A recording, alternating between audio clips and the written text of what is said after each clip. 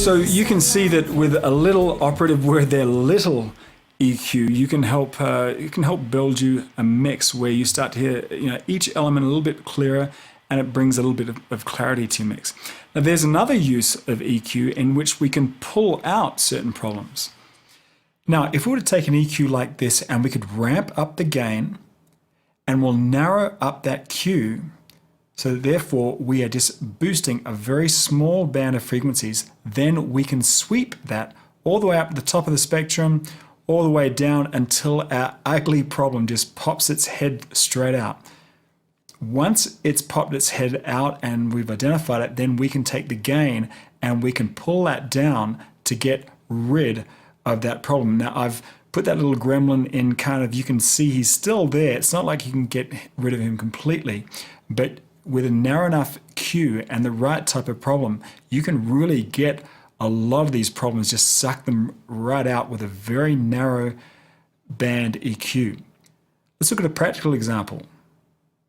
Okay, let's look at EQ problems first. I'll play this song, and boy, can you hear that big hum. In fact, if I solo this guitar, it's right on this guitar track.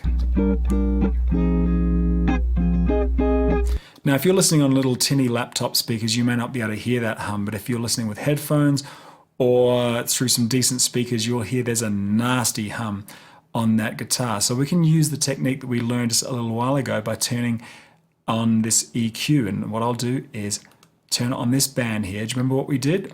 We ramped up the gain, we narrowed down the Q, right? And then we sweep that Q around until that problem frequency pops its head up. Let's have a listen. Do you hear how we're sweeping through that?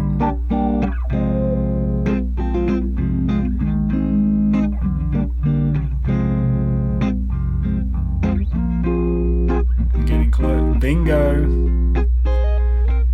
There you go. We can hear that really loud and clear right here.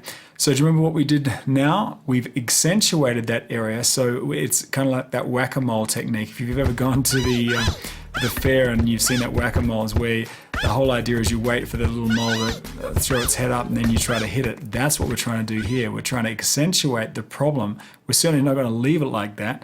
We've just made the problem worse. But what we did, by making it worse, we've allowed it to kind of stick up its ugly head. Then we can take this gain and we can just chop that straight out. Check out how it sounds.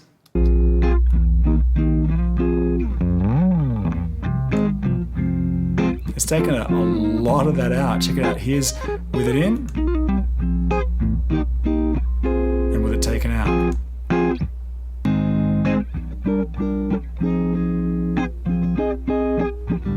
So the trick to fixing problems in your frequency spectrum, and it could be something like a nasally quality in a vocal, maybe a boominess in a floor tom, to maybe in this example, which was a hum on a guitar track. What you end up doing is cranking up the gain, make sure the Q is nice and narrow, and then just sweep through until you find the problem, then suck it out. So the trick to fixing problems in your frequency spectrum, and I mean, this could be everything from a nasally quality or in a vocal or a boominess in a floor tom or a hum in a guitar track, is to crank the gain up, narrow that band up, then slide around until that problem just pops its head right out. And then you can cut down and just slice out a thin slice of frequencies to reduce that problem.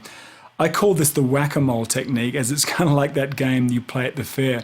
You wait till the problem, pops its head up, and then you just, hit it over the head and pull it out. Notching out frequency ranges is really a great place to start if you have some problems, in your particular channel. Keep the notch very narrow to avoid cutting out, any good stuff, particularly if the good stuff and the problem live in the same area. I mean, if you had a track that was maybe, some hi-hats that had a 60 cycle hum on it, you could easily crank out that 60 cycle without worrying about the source material. However, a 60 cycle hum on a bass guitar track that lives down there, that'll need much more care. Does that kind of make sense? You could also use EQ to pull out whole frequency ranges like the 80 hertz roll-off that takes the rumble out of a vocal track.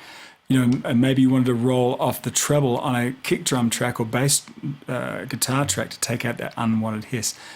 Be careful with this and only take out the frequency ranges that are obviously well away from all the good stuff. The really low end away from a cymbal overhead mic and really high end from a bass track. You kind of get the picture?